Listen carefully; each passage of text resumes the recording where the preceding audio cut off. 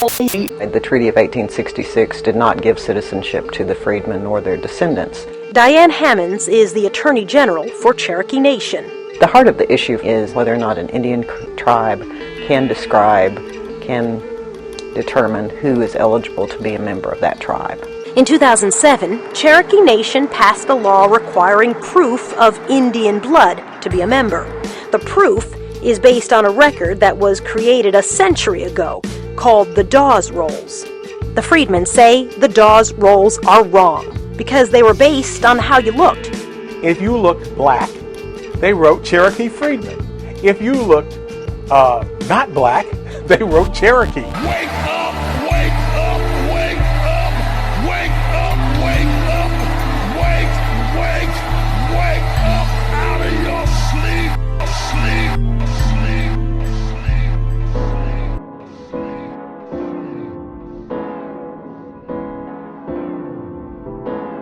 Academics used to pontificate about the possibility that the Cherokee were actually a band that split off from the Westo Empire. Today, most scholars doubt a direct connection between Cherokee and Westo, but the reason it matters is because the Cherokee behaved just like the Westo. They took every opportunity to enslave Indians and ally with the Europeans against other Indian nations. Page 111 of Indians of the Southeastern United States, a book by historian John Reed Swanson, one of the earliest appearances of the name in English narratives is in Woodward's account of his visit to the Westo town on Savannah River in 1674, in which he states the Coato and Cherokee Indians lived on the head branches of the Savannah, end quote. That's supposed to be telling you about one of the earliest mentions of the word Cherokee as a name of a tribe. Written in 1674, written about them being on the Westo River, on the Savannah River, which is the river that the Westo pretty much owned completely, all the land around it. And he's saying that the Cherokee Indians lived on the head branches of that Savannah River in what was then the Carolina colony. It places them right in Westo territory. Both Westo and Cherokee also were the only two Iroquois speakers in the southeastern U.S. by the time of first contact with Europeans. Mind you, the origins of the Cherokee are considered a mystery by modern scholars.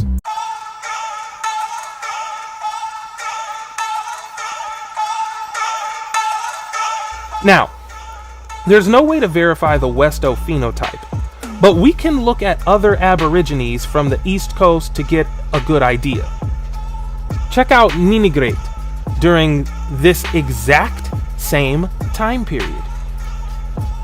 He's the sachem of the Neantic Indians of Rhode Island, and he had this portrait made in 1681.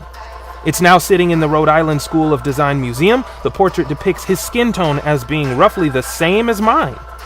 And there are lots of so-called black people much lighter than Ninigret. Native Americans might argue that his hair is straight here and that this distinguishes him from so-called black Americans.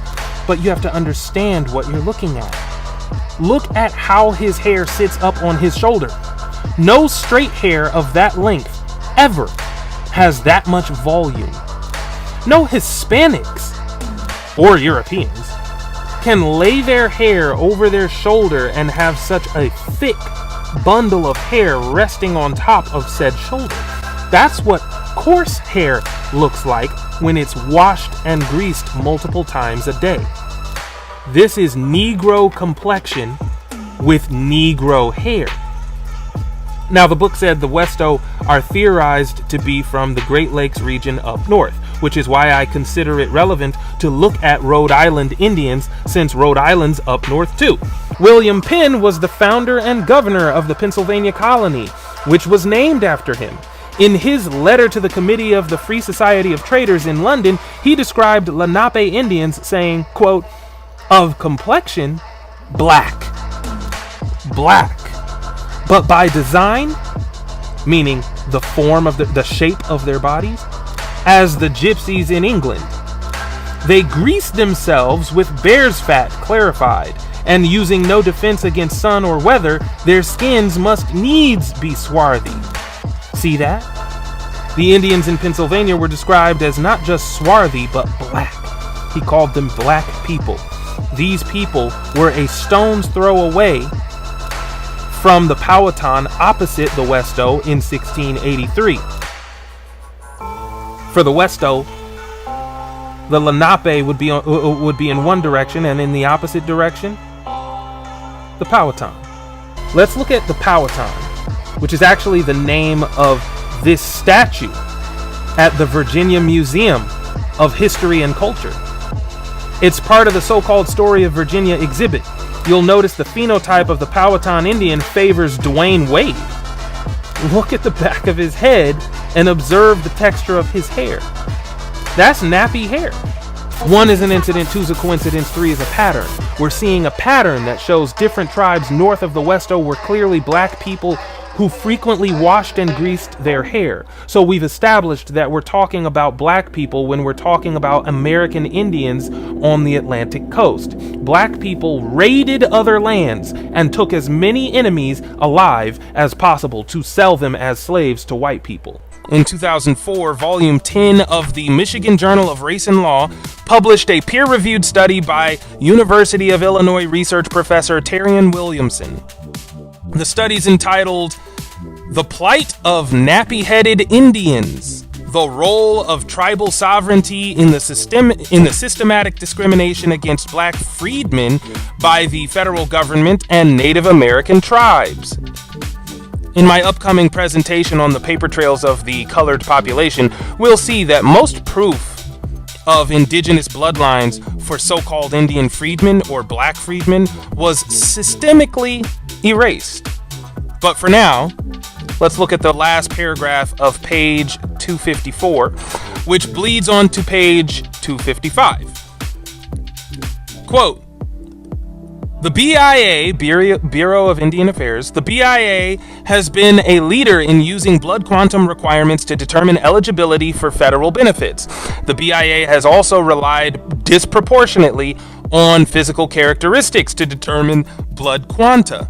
For example, during the 1930s, the BIA sent a Harvard anthropologist to North Carolina to determine whether the Lumbee group was actually Indian. The anthropologist's method of determination was to place a pencil in each person's hair, noting Indian if the pencil slipped through the hair and Negroid if it did not."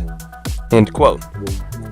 If you're reading between the lines, they wouldn't word it this way unless a sizable contingent of Lumbee Indians were failing the pencil test. Why would some Lumbee have nappy hair and others not? Because the tribe was gradually getting whited out by mixing with colonizers. Munahia's new series drops receipts you don't want to miss. This time, the Loa goes mining for copper again, but she ends up striking gold. We going into the jungle for this one. What's crazy about this one, I think, is how she shows one of the last tribes to get conquered by white people. They kept to themselves long enough for modern photography to capture their evolution from being black to being Hispanic. And that's a receipt I think we all need to have in our back pocket for whenever they tell you we're not Indians. Get exclusive access to all new episodes of the Copper Mining series by joining Munahia as a Red Stick stakeholder. Stakeholder memberships support the campaign for federal recognition of foundational Black Americans as American Indians. Click the link in the description box to start binge watching the Copper Mining series today.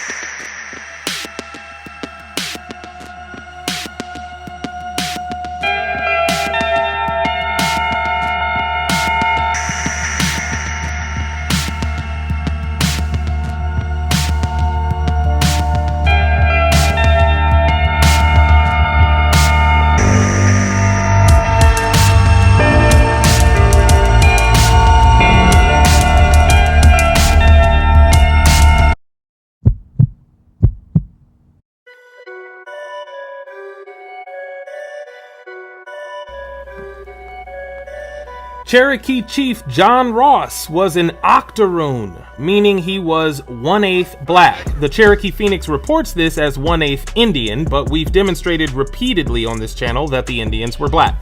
The core of Cherokee society in his day was like him, mixed. Why? Because Cherokee culture by then had begun to privilege the children of interracial marriages, which is how mixed kids could grow up to become leaders like John Ross and Major Ridge. That never stopped happening. Those of us who married whites back then kept doing so all the way into the present. A Pew Research study reports, quote, American Indians have the highest interracial marriage rate among all single race groups. Women are slightly more likely to marry out than men in this group. 61% of American Indian female newlyweds married outside their race, compared with 54% of American Indian male newlyweds, end quote. So from John Ross in 1815 to the Pew Research study in 2015, we see interracial marriage. It shouldn't surprise you that I'm about to show you the same was true in the middle, from 1898 to 1914, when the Dawes Roll was established. Most of the removed families were already mixed, whereas the so-called full-bloods were left behind in the original territory. A lot of these families were still marrying out when the Dawes Roll was created, so I'm showing you incontrovertible evidence to that effect. We're going to the Oklahoma Historical Society's database and we're looking up Blood Card 8358. For those who don't know, most Native American nations have tribal enrollment cards, which constitute another form of ID for Native Americans. It proves you're a member of the tribe, but there are different types of tribal cards, such as blood cards and intermarriage cards and freedmen cards, for example. Blood Card 8358 was registered to the Curry family, and it specifically notes that George was transferred to Cherokee Intermarried Card 208. See that? And the page also shows us multiple children listed out for this family on the same card.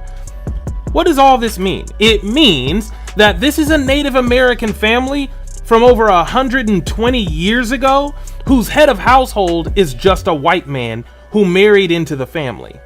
We can actually confirm this further using the enrollment jacket for card 208. The NARA catalog entry has an intermarried white file tied to this family group.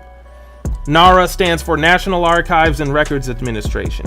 This confirms he's a white Native American, and his wife is the actual Cherokee.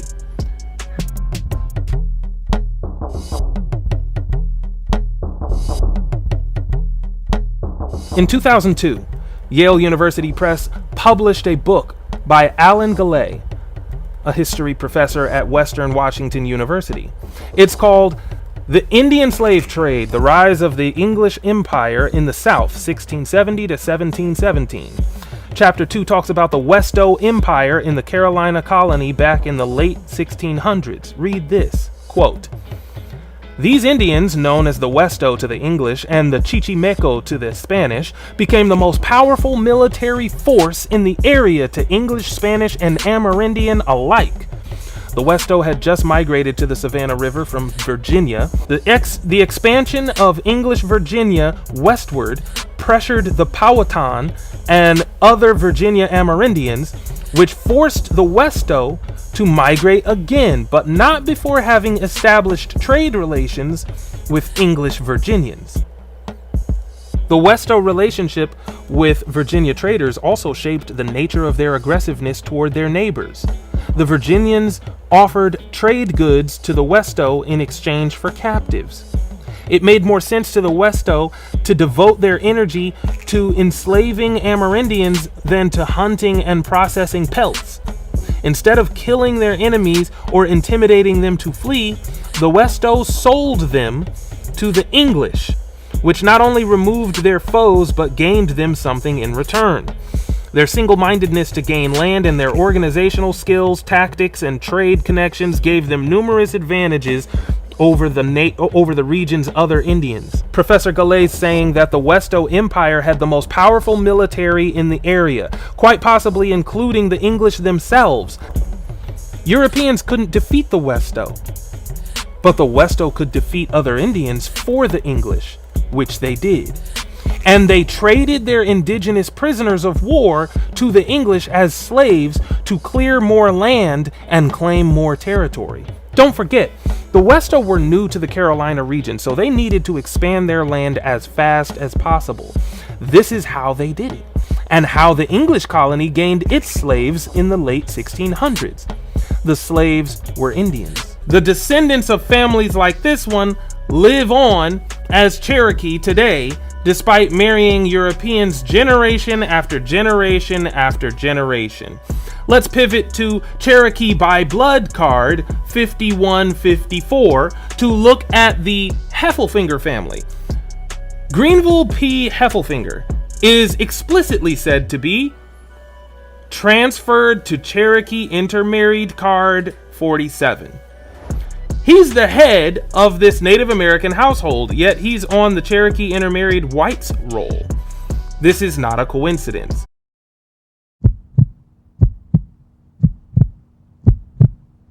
Guys, what we're about to talk about is a game changer. In short, Unahia is a small team of highly capable individuals trying to lobby Congress for federal recognition of Black Americans as pre-Columbian American Indians. I'm one of them. I'm the public information officer, so I'm out front recruiting and providing information. I'm also handling PR because of my background in print journalism. Right now, we're focused on a well-planned lobbying campaign to get the Negro recognized as the American Indian, and our campaign strategy hinges on exploiting a quasi-legal precedent in an amendment proposal for a dormant Senate resolution that already exists. I want to appeal to everyone watching this video to support the campaign by joining Unahia. And guess what? You don't even have to know a single thing about politics or history. Just help us build our list of demands and help each other use Unahia's genealogy tools to identify your ancestral tribes. Vote yes or no on the hundreds of decisions we have to make. Participate in our tribal town hall meetings after every new moon. Look, I'm not asking for super chats or any other donations to my own pocket. If you've got any spare change, use it to become a stakeholder in Unahia, which can be done for as little as $7. You can opt into stakeholder leadership for about $20 if you've got the budget for it, which gives you greater voting power on the decisions we make as a tribe. Believe it or not, it only takes 5 minutes to help us reclassify ourselves as Indians. Let's go!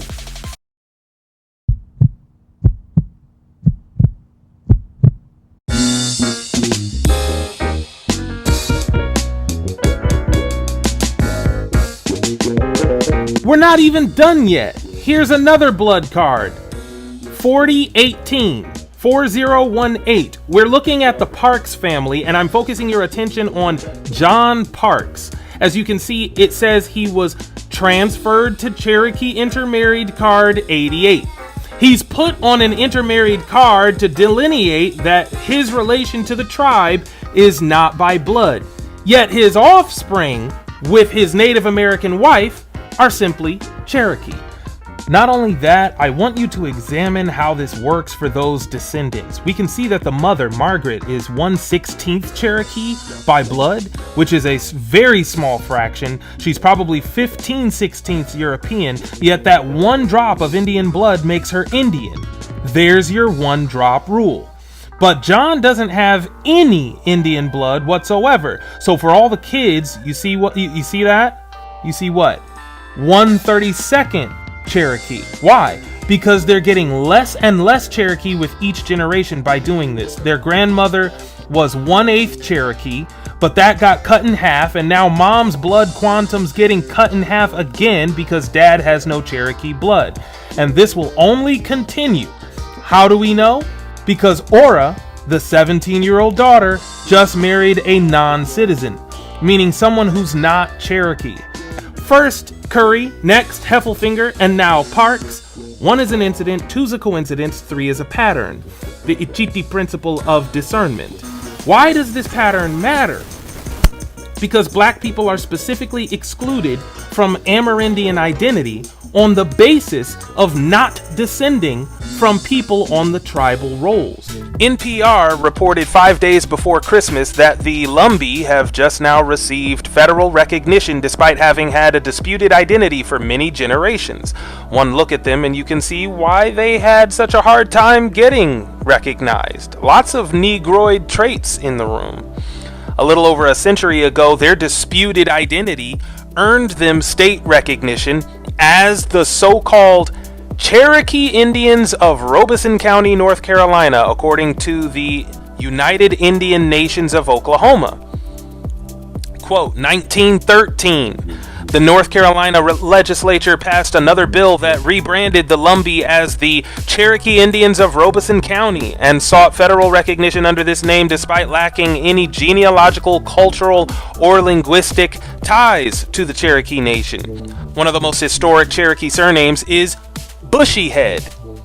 Family Search says the name comes, quote, from a personal name which originated in English or was translated from Cherokee into English as a nickname for a person with bushy hair. This could easily describe a Negro curl pattern. The earliest confirmed Cherokee said to bear this name was Jesse Bushyhead. But the Cherokee have unverifiable lore that attempts to link the name to Jesse's Scottish ancestor who allegedly had very curly hair. They don't actually know that that's true, and that's pure conjecture dating back to the Indian removal era, a time when the Cherokee were doing everything they could to prove to the U.S. government that they were as European as the colonizer. Quote, one of the first bearers of the surname Bushyhead was Jesse Bushyhead, 1804 to 1844, a Cherokee religious and political leader. He is believed to be a grandson of the Scotsman John Stuart, believed to be a descendant of the Scotsman John Stuart, a British royal superintendent of Indian affairs from 1761 to 1779, to whom the nickname Bushyhead was supposedly first applied and later passed as a personal name to his Cherokee son, a father of Jesse Bushyhead and his siblings, end quote. They say supposedly and believed to be because historians haven't found anything to corroborate this claim that that's where it comes from. And the claim doesn't date back to John Stuart's actual lifetime, which would have been in the 1700s. There's ample room here to suspect that the Cherokee are actually just grasping at Scottish straws to avoid the stigma of their full-blood phenotype, which included the fro. Colombian President Gustavo Petro Urrego before the General Assembly of the United Nations. In his appeal to Black Americans, Urrego also identified them as the original indigenous people of both North and South Americas. Take a look. Only the black-skinned people here, those who are ancestral here, that were thousands of years, have been here. Only the black-skinned people here, those who are ancestral here, that were thousands of years, have been here. Only the black-skinned people here, those who are ancestral here, that were thousands of years, have been here.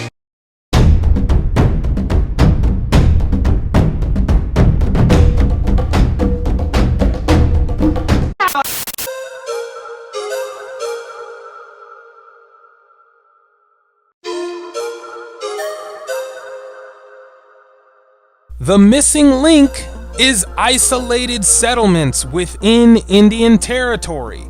Before Indian removal, the so-called 5 civilized tribes had towns or urban centers that were densely populated compared to the woodlands around them. All of it would be part of the same Indian territory, but outside those towns, Indians were more spread out and harder to track down. Their homes were hidden by trees and wild bush. There was no way for whites to account for how many of them there were, but they definitely knew those Indians were out there. This was the very definition of the term uncharted territory.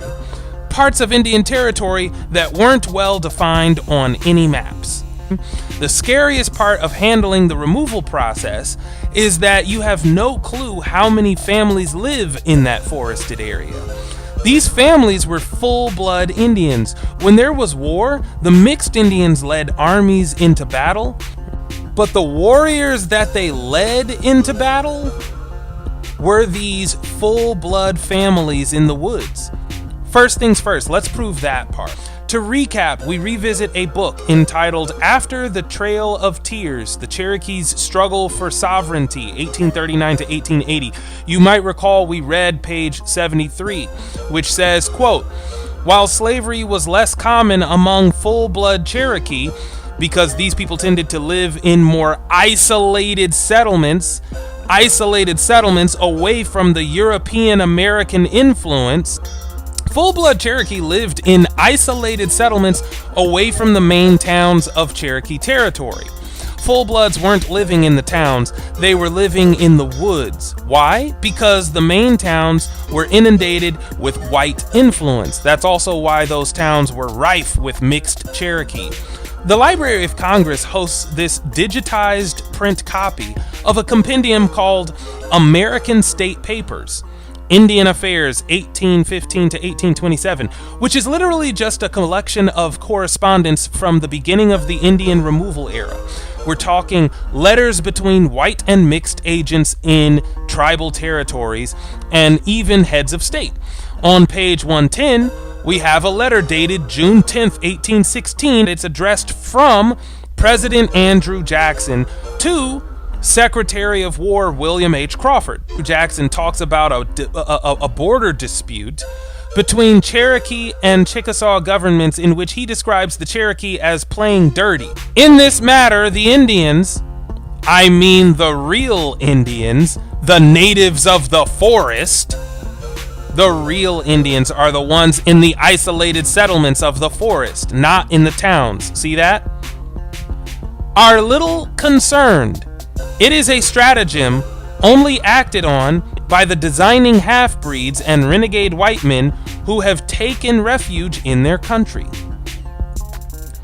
So the half-breeds, the biracial aborigines, the Euro-Indians, they designed the deal that Andrew Jackson's criticizing here. He doesn't consider mixed Cherokee to be the real Indians.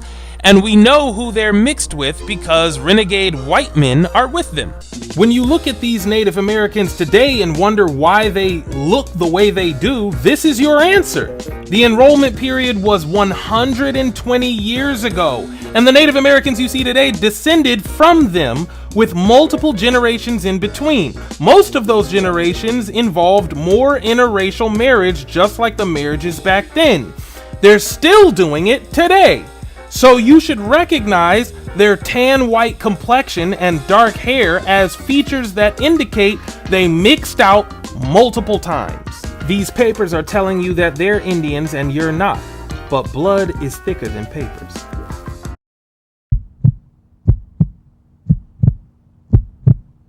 Many freedmen were of mixed Cherokee and African blood, but on the rolls they were listed with no Indian blood.